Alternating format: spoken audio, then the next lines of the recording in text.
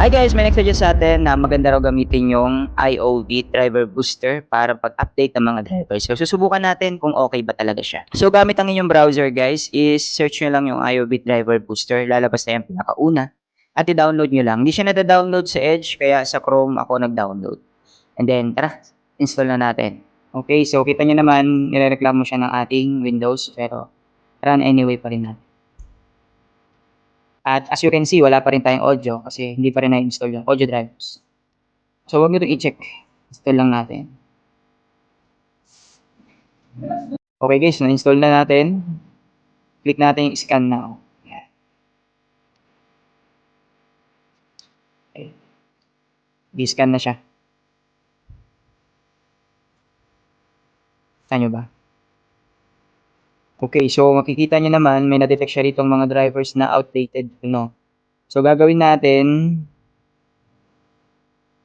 yan. Mag-a-update tayo. Siguro unahin natin i-update yung sound.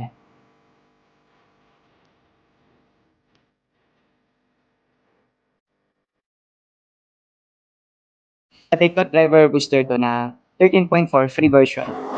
So yun guys, nabasa siya ng ating Windows, Microsoft Store. At meron na ring audio dito. So guys, ang engot ko dun, no?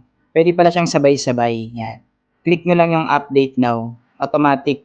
Lahat ay sabay-sabay niya nang i-update. Lahat ng mga outdated na drivers sa pinaka-latest available na drivers. So hindi na pala kailangan mag-activate. Siguro. Hindi pa naman tapos eh.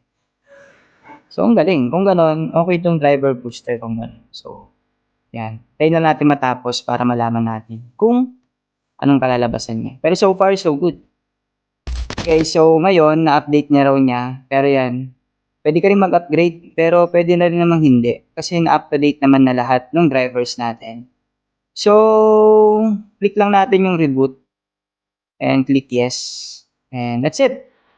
So like and share this video na guys para meron kayong future reference kapag kakailanganin nyo na mag-install ng drivers sa inyong mga fully formatted na laptop. Yun lang, don't forget to follow.